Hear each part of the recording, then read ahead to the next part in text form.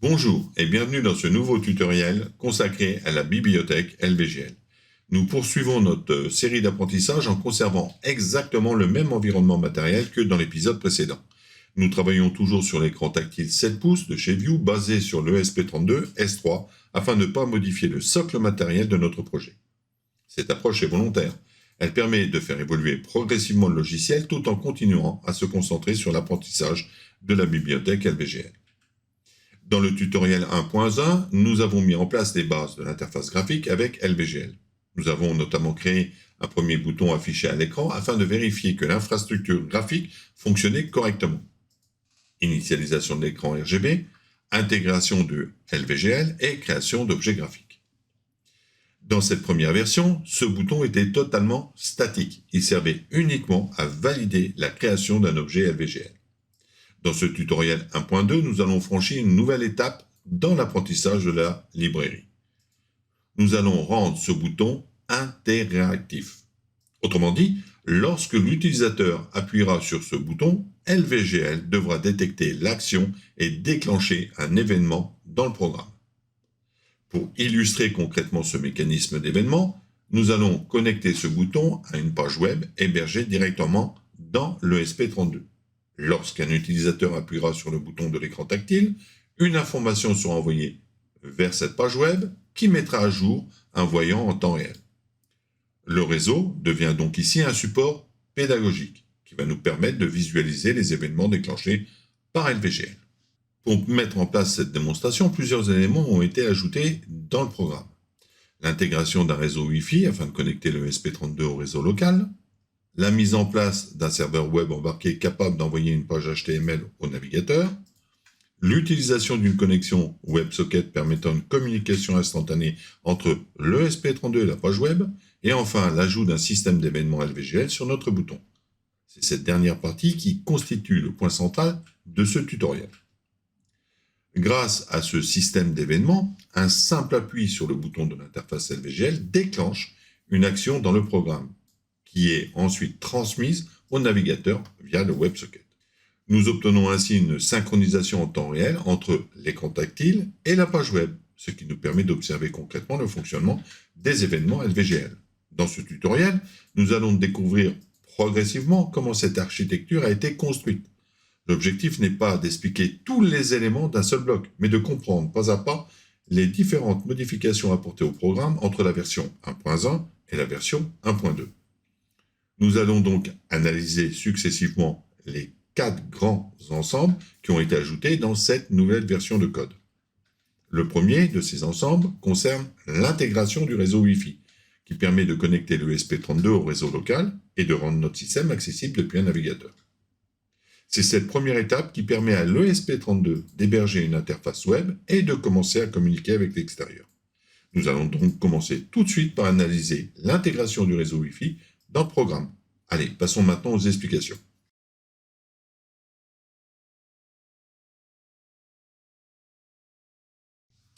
Avant de regarder le code, il est important de comprendre le rôle du Wi-Fi dans notre programme. Dans ce tutoriel, le Wi-Fi permet à l'ESP32 de se connecter au réseau local, d'obtenir une adresse IP et d'être accessible depuis un navigateur web. Une fois connecté au réseau, le ESP32 devient un équipement réseau exactement comme un ordinateur, un smartphone ou une tablette. Ça signifie que nous pouvons accéder à l'ESP32 en utilisant son adresse IP, par exemple dans un navigateur. Le navigateur pourra alors récupérer la page web stockée dans le programme de l'ESP32, établir une connexion WebSocket avec le microcontrôleur afin d'échanger des informations en temps réel.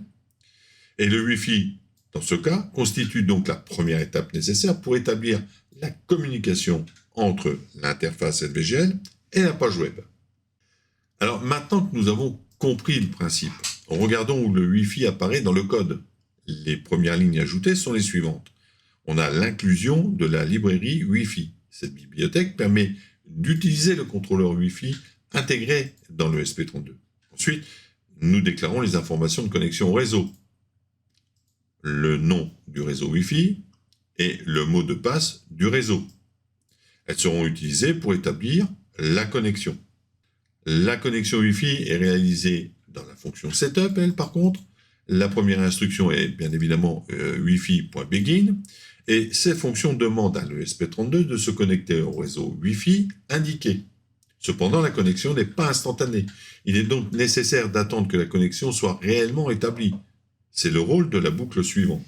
Cette boucle, que vous voyez ici, vérifie en permanence si l'ESP32 est connecté au réseau. Tant que la connexion n'est pas établie, le programme attend. Une fois la connexion réussie, l'ESP32 obtient une adresse IP et cette adresse est ensuite affichée dans le moniteur série.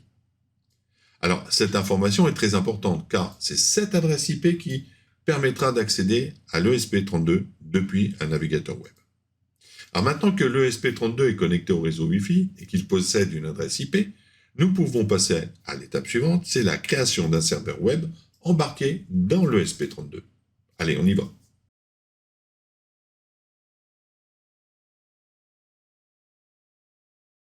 Nous venons de voir comment notre ESP32 se connecte au réseau Wi-Fi et obtient une adresse IP sur le réseau local. Grâce à cette connexion, notre carte devient accessible depuis un navigateur présent sur ce même réseau. Mais pour qu'un navigateur puisse afficher quelque chose, l'ESP32 doit lui envoyer une page web. C'est précisément le rôle du bloc de programme que nous allons étudier maintenant. Dans notre cas, cette page web n'est pas stockée dans un fichier externe, comme sur un serveur Internet classique, elle est directement intégrée dans le programme de l'ESP32 sous forme de texte HTML. Ainsi, lorsque le navigateur accède à l'adresse IP de la carte, l'ESP32 agit comme un petit serveur web et renvoie cette page au navigateur. Toute la structure de cette page, le contenu, l'apparence du voyant et la communication WebSocket est définie dans ce bloc du programme. Dans notre code, cette page commence donc à la déclaration de la variable page web et se termine à la fermeture du bloc row littéral. Tout le code situé entre ces deux lignes correspond donc à la page HTML complète envoyée par le ESP32. Nous allons donc maintenant analyser ce bloc ligne par ligne afin de comprendre comment cette page est construite et comment elle communique avec notre programme. À partir de maintenant, nous quittons l'explication générale pour entrer dans la construction concrète de notre page web. La première instruction que nous rencontrons joue un rôle fondamental. Elle ne décrit pas encore le contenu de la page, mais elle prépare l'endroit où tout ce contenu va être stocké dans notre code.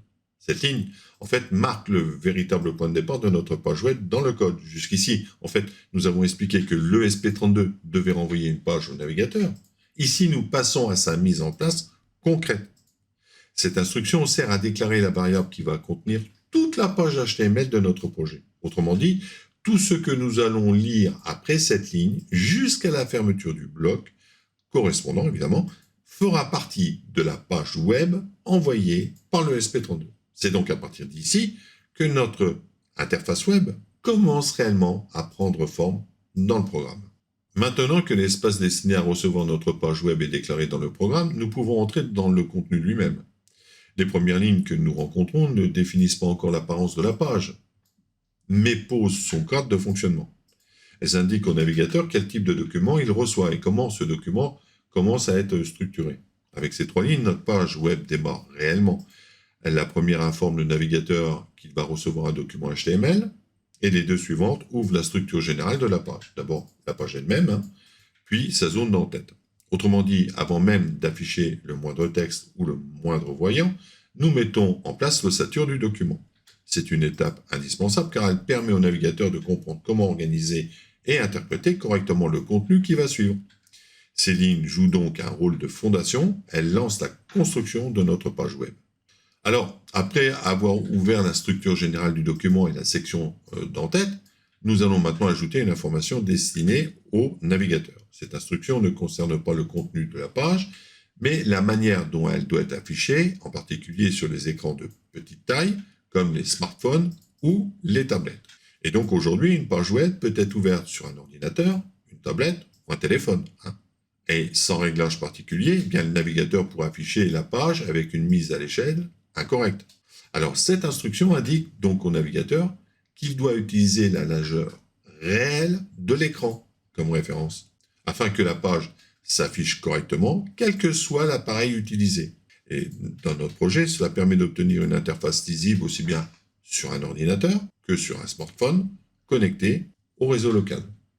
La balise que nous voyons ici marque le début de la zone dans laquelle nous allons écrire les règles de style de notre page web. Autrement dit, ce n'est plus la structure du document que nous décrivons, mais son apparence. C'est dans cette partie que nous allons pouvoir définir, par exemple, la police de caractère, l'alignement des contenus, la taille du voyant, etc. Dans notre programme, cette section est importante car elle va permettre de rendre la page plus lisible et de donner au voyant l'aspect visuel que nous voulons afficher dans le navigateur. Alors là, nous avons ce bloc de code qui sert, lui, à définir le style général de la page web. Autrement dit, avant même de personnaliser un élément précis, nous commençons par régler l'apparence globale du document. Ici, nous choisissons la police de caractère, nous centrons le contenu de la page et nous ajoutons un espace en haut pour que l'affichage soit plus aéré. Ça, c'est un style. Alors, évidemment, ce sont des réglages simples, mais très utiles, car ils améliorent immédiatement, évidemment, la lisibilité de l'interface affichée dans le navigateur. Et dans notre code, ce bloc sert donc à poser une base visuelle propre avant de styliser les autres éléments, et notamment le voyant. Alors maintenant, on arrive au voyant, c'est ce bloc de style qui va servir à définir l'apparence du voyant affiché dans la page web. Dans notre interface, ce voyant doit être facilement visible et changer de couleur selon les informations reçues depuis le ESP32. Nous allons donc lui donner une taille fixe, une forme circulaire et une couleur de départ. Plus tard, cette couleur sera modifiée dynamiquement par le programme lorsque WebSocket recevra une information. Ce bloc ne crée pas encore le voyant dans la page, mais il définit la façon dont il devra apparaître lorsqu'il sera affiché dans le navigateur. Après avoir défini les règles de mise en forme de la page et du voyant, nous arrivons maintenant à une petite bascule dans la structure du document. Nous allons quitter la partie consacrée au style pour entrer dans la zone qui contiendra les éléments réellement visibles dans le navigateur. Ces 3 lignes marquent un changement important dans la construction de notre page web. Jusqu'ici, nous étions dans la partie du document consacrée à la configuration et à l'apparence. Avec ces balises, nous terminons la section de style, nous refermons l'entête de la page, puis nous ouvrons la partie principale du document. Autrement dit, nous quittons la préparation du document pour entrer dans la zone où vont apparaître les éléments visibles, comme le titre de la page ou encore le voyant. C'est donc à partir d'ici que notre interface web commence réellement à se matérialiser dans le navigateur. Alors, on va passer à cette ligne qui sert simplement à afficher un titre dans la page web. Dans notre interface, ce titre permet d'indiquer que la page est liée à notre démonstration avec l'ESP32, LVGL et la communication WebSocket. Après avoir affiché un titre pour identifier la page, nous allons maintenant ajouter l'élément graphique le plus important de notre démonstration. C'est lui qui servira de repère visuel dans le navigateur puisque son apparence changera en fonction des informations envoyées par le ESP32. Cette ligne crée dans la page l'élément qui va jouer le rôle du voyant. Jusqu'ici, nous avons préparé son apparence dans le bloc CSS. À présent, nous l'ajoutons réellement dans la page HTML. Dans notre démonstration, ce voyant est essentiel car c'est lui qui permettra de visualiser concrètement les événements déclenchés par notre bouton LVGL. Autrement dit, lorsqu'une information sera reçue depuis le ESP32, c'est cet élément qui changera d'apparence pour refléter l'état du système. Jusqu'à présent, nous avons construit l'apparence de la page, son titre et son voyant, et les règles de style qui donnent donc sa forme. Nous allons maintenant ajouter la partie qui rend cette interface vivante, c'est-à-dire le code qui permet à la page d'écouter le ESP32 et de modifier le voyant en temps réel. Ce bloc de code introduit la partie JavaScript de notre page web. C'est lui qui permet d'établir la communication entre le ESP32 via WebSocket, puis d'agir sur la page lorsqu'un message est reçu. Autrement dit, le HTML crée la structure, le CSS définit l'apparence et ce bloc de JavaScript apporte le comportement dynamique. Dans notre démonstration, son rôle est simple. Il attend les informations envoyées par le ESP32 et selon le message reçu, il change immédiatement la couleur du voyant affiché dans le navigateur. C'est donc ce bloc qui assure le lien direct entre l'événement déclenché sur notre bouton LVGL et sa conséquence visible dans la page web. Et enfin, ces lignes marquent la fin de la page web que notre ESP32 envoie au navigateur. Nous refermons d'abord la partie visible de la page, puis le document HTML lui-même. Et enfin, nous terminons le bloc texte brut qui contenait le code de la page web dans notre programme C++.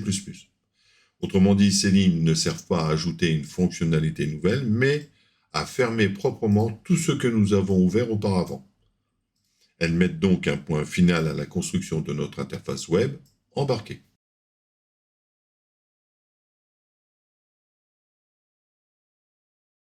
Dans les parties précédentes de ce tutoriel, nous avons vu comment connecter notre SP32 au réseau Wi-Fi, comment héberger une page web directement dans le programme et comment établir une communication en temps réel grâce au WebSocket. Nous allons maintenant revenir du côté de la bibliothèque LVGL, car c'est elle qui gère toute l'interface affichée sur l'écran tactile. Pour comprendre comment notre bouton devient interactif dans cette version 1.2, nous devons reprendre le bloc de code qui construit l'interface graphique. Ce bloc ne sert pas uniquement à créer un bouton, il prépare en réalité la petite scène LVGL utilisée dans notre démonstration. Le titre, le bouton, le texte à l'intérieur du bouton et surtout le mécanisme qui permettra de détecter un appui tactile. Nous allons donc analyser cette fonction étape par étape, en commençant par la ligne qui marque le début de la construction de l'interface. Alors, nous arrivons ici à la déclaration d'une fonction qui va regrouper toute la construction de notre interface LVGL pour ce tutoriel. Elle appartient à la partie interface utilisateur et elle va créer les éléments graphiques nécessaires à notre démonstration, notamment le bouton que nous allons rendre interactif. C'est à l'intérieur de cette fonction que sera créé le titre affiché à l'écran, le bouton central, le texte placé dans le bouton et l'événement qui permettra de détecter l'appui tactile. Autrement dit, cette fonction constitue le point de départ de toute la partie visuelle de notre programme. Dans le tutoriel précédent, nous avons appris à construire notre premier bouton avec la bibliothèque LVGL et à afficher cet élément sur l'écran tactile. Le programme que nous utilisons ici est directement basé sur celui du tutoriel précédent. Nous avons repris l'intégralité de la structure déjà mise en place, puis nous l'avons modifiée afin de rendre notre interface interactive. Même si certaines parties du code ont déjà été expliquées, il est important de les revoir rapidement afin de bien se remettre dans le fonctionnement général du programme, surtout pour ceux qui n'auraient pas suivi l'épisode précédent. L'objectif n'est pas de refaire toute l'explication en détail, mais de rappeler le rôle des blocs principaux pour comprendre comment nous allons ajouter le système d'événements LVGL. Alors, si vous souhaitez revoir les explications complètes de la construction du bouton et de l'initialisation de l'interface, vous pouvez consulter le tutoriel précédent dont les liens sont disponibles dans la description de la vidéo. Nous allons donc reprendre le bloc qui construit l'interface graphique, puis nous verrons comment le bouton devient interactif grâce aux événements. La première instruction que nous rencontrons dans cette fonction ne crée pas encore l'objet à l'écran. Avant de créer ou de modifier des objets graphiques, notre programme commence par verrouiller l'accès à la bibliothèque LVGL. Cette opération permet d'éviter que plusieurs parties du programme tentent d'utiliser l'affichage en même temps, ce qui pourrait provoquer des erreurs ou des dysfonctionnements. Avec cette instruction, nous indiquons que toute la construction de l'interface qui va suivre devra se faire de manière protégée, jusqu'à ce que le verrou soit libéré plus loin dans la fonction. Alors, dans ce bloc, notre code commence par créer un label LVGL, c'est-à-dire un objet texte directement sur l'écran actif. Une fois cet objet créé, il affecte le texte LVGL tuto dièse 1.2 qui sera donc affiché à l'écran comme titre de notre interface. Le programme applique ensuite une police de plus grande taille afin que ce titre soit bien visible, puis il le positionne en haut et au centre de l'écran avec un léger décalage vertical. Autrement dit, ce groupe de lignes sert à mettre en place le titre visuel de notre interface LVGL avant de passer à la création du bouton lui-même. Passons maintenant à ce bloc et notre code crée d'abord un bouton LVGL sur l'écran actif. Une fois cet objet graphique créé, il lui attribue une taille précise afin d'obtenir un bouton bien visible et facile à utiliser sur un écran tactile. Ce groupe de lignes, en fait, met donc en place l'élément principal de notre interface, c'est-à-dire un bouton correctement dimensionné et positionné, et prêt à recevoir ensuite un texte, puis un événement qui le rendra d'ailleurs interactif. Nous arrivons ici à la ligne qui donne réellement un comportement à notre bouton LVGL. Jusqu'à présent, notre programme avait créé un objet graphique, lui avait attribué une taille et l'avait positionné sur l'écran. Mais ce bouton restait encore passif. Il était visible, sans pour autant réagir avec l'utilisateur. Avec cette instruction, notre code associe maintenant un événement à ce bouton. Plus précisément, il indique à LVGL que ce bouton reçoit un clic. Alors, la fonction bouton aimant devra être appelée automatiquement. Nous n'avons donc pas besoin d'écrire nous-mêmes une surveillance permanente de l'écran tactile. C'est la bibliothèque LVGL qui se charge de détecter l'action de l'utilisateur, d'identifier l'événement correspondant, puis de déclencher la fonction que nous avons désignée. Cette ligne joue donc un rôle central dans notre programme. Elle relie l'objet graphique, affiché à l'écran, à la logique qui devra être exécutée lors d'un appui. C'est à partir d'ici que notre bouton devient réellement interréactif. Maintenant que notre bouton sait quel type d'action il doit surveiller, il nous reste à comprendre ce qui se passe lorsque cet événement se produit réellement. Autrement dit, nous savons désormais que LVGL appellera la fonction bouton aimant lors d'un clic. Mais nous devons encore voir ce que cette fonction contient et comment elle transforme un simple appui tactile en une action concrète dans notre code. Cette fonction est celle que LVGL appellera automatiquement lorsque le bouton recevra l'événement que nous avons défini précédemment. Elle reçoit en paramètre une structure d'événements, ce qui lui permet de connaître la nature exacte de l'action détectée. La première opération consiste à vérifier que l'événement reçu correspond à bien un clic. Et cette vérification est d'autant importante car une fonction événementielle peut parfois être appelée dans différents contextes selon la manière dont elle est utilisée. Une fois ce clic confirmé, notre programme inverse l'état de la variable état voyant. Si cette variable valait faux, elle passe à vrai. Et si elle valait vrai, elle repasse à faux. À partir de cette nouvelle valeur, notre code décide ensuite quel message doit être envoyé à la page web. Si l'état est actif, il envoie la chaîne ON à tous les clients WebSocket connectés. Dans le cas contraire, il envoie OFF. Ce bloc assure donc toute la chaîne logique de notre démonstration. Détection d'événements, changement d'état interne, puis transmission immédiate de cette information vers le navigateur. C'est cette fonction qui fait véritablement le lien entre l'appui sur l'écran tactile et la mise à jour du voyant dans la page web. Nous avons maintenant vu toute la chaîne événementielle principale de notre tuto. Le bouton reçoit un événement LVGL, appelle notre fonction, cette fonction modifie l'état du système, puis transmet immédiatement l'information vers la page web. Le bouton n'est donc plus un simple objet affiché à l'écran, il devient un véritable point de commande capable de déclencher une action dans notre code. Nous pouvons maintenant revenir à la suite de la construction de notre interface LVGL. Et dans ce bloc, notre code crée le label LVGL directement à l'intérieur du bouton que nous venons de construire. Il lui attribue ensuite le texte commande web qui sera affiché au centre du bouton. Le programme centre enfin ce label dans son objet parent, c'est-à-dire dans le bouton lui-même. Ce groupe de lignes sert donc à finaliser l'apparence visuelle de notre commande en ajoutant un texte lisible à l'intérieur du bouton. Maintenant que notre bouton possède son apparence complète avec sa forme, sa position, son comportement événementiel et son texte interne, il nous reste à refermer proprement cette séquence de construction de l'interface LVGL. Avec cette instruction, notre programme libère maintenant l'accès à la bibliothèque LVGL.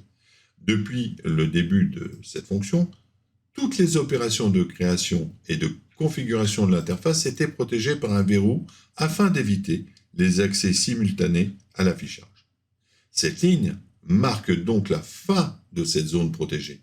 Elle indique que la construction du titre, du bouton, de l'événement et du texte interne est terminée et que les autres parties du programme peuvent de nouveau accéder à LVGL si nécessaire. Nous avons maintenant terminé l'analyse complète du bloc qui construit notre interface LVGL dans cette version 1.2.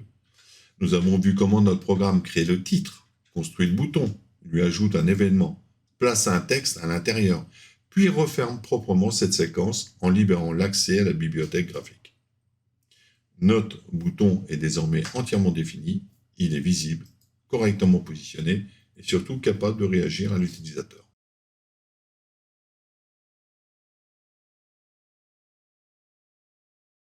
Alors maintenant, il faut passer à la gestion des événements WebSocket et Synchronisation de la connexion. Ce bloc de code définit la fonction qui sera appelée automatiquement lorsqu'un événement WebSocket se produit sur notre ESP32. Ici, nous ne sommes plus du côté de l'écran tactile et de LVGL, mais du côté de la communication réseau avec le navigateur. Notre programme commence par recevoir plusieurs informations sur l'événement détecté, puis il examine son type grâce à une structure switch. Dans notre cas, nous nous intéressons uniquement à l'événement connect, c'est-à-dire au moment précis où un client, par exemple un navigateur web, vient d'établir sa connexion avec le ESP32. Dès qu'une connexion est détectée, notre code regarde la valeur actuelle de la variable état voyant. Si cette variable indique que le voyant doit être actif, le ESP32 envoie immédiatement le message on au client qui vient de se connecter. Dans le cas contraire, il envoie off. Et ce comportement est très important dans notre démonstration, car il permet à un navigateur qui arrive en cours de fonctionnement de recevoir tout de suite l'état courant du système, sans attendre un nouvel appui sur le bouton tactile.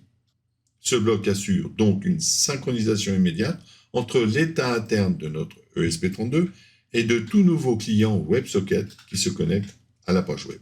Nous avons maintenant vu comment notre ESP32 traite l'arrivée d'un nouveau client WebSocket et lui transmet immédiatement l'état courant du système.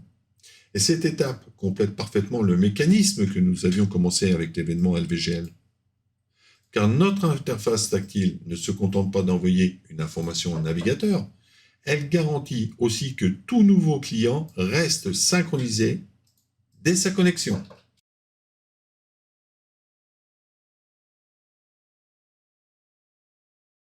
Nous terminons maintenant par la fonction loop, qui est la boucle principale exécutée en permanence par le ESP32. Dans notre programme, cette boucle ne sert pas directement à faire fonctionner LVGL, car la bibliothèque graphique utilise son propre système interne basé sur des temporisations des tâches dédiées. En revanche, cette boucle reste indispensable pour maintenir actif le serveur web et la communication WebSocket. À chaque passage, le programme traite les requêtes HTTP du navigateur, puis surveille les événements WebSocket afin d'assurer l'échange des messages entre le ESP32 et la page web. Une courte tempo est ensuite introduite, suivie d'un appel à YEL, afin de laisser le temps aux autres tâches internes du système, comme le Wi-Fi, le multitâche ou la gestion graphique, de continuer à fonctionner correctement. Même si cette fonction est simple, elle joue un rôle important. Elle garantit que la communication réseau reste active en permanence, pendant que LVGL continue de fonctionner dans son propre mécanisme interne. Nous avons maintenant vu l'ensemble du fonctionnement de cette version de programme. Notre interface graphique est construite avec la bibliothèque LVGL, qui permet de créer des objets visuels comme le titre et les boutons affichés à l'écran. Un événement est ensuite associé à ce bouton afin de détecter les actions de l'utilisateur sur l'écran tactile. Lorsqu'un clic est détecté, une fonction événementielle est appelée automatiquement. Cette fonction modifie l'état interne du système, puis envoie immédiatement ces informations au navigateur grâce à la communication WebSocket. De son côté, le serveur web permet d'afficher la page dans le navigateur, tandis que le gestionnaire WebSocket assure la transmission des messages en temps réel. Lorsqu'un nouveau client se connecte, le ESP32 lui envoie immédiatement l'état courant afin de garder l'interface synchronisée. La fonction loop maintient ensuite le fonctionnement permanent du serveur et du WebSocket, tandis que LVGL continue de gérer l'affichage grâce à son propre système interne basé sur des tics et des handlers. Nous disposons donc maintenant d'une interface complète, capable de réagir à l'écran tactile et de mettre à jour instantanément une page web connectée. Alors voilà, on arrive à la fin. Et si ce tutoriel vous a plu, n'oubliez pas de mettre un j'aime, cela aide beaucoup la chaîne. Si vous n'êtes pas encore abonné, pensez à vous abonner et à activer la cloche de notification afin de ne manquer aucun des prochains tutoriels qui va sortir. Sur ce, je vous dis au revoir et à la prochaine fois.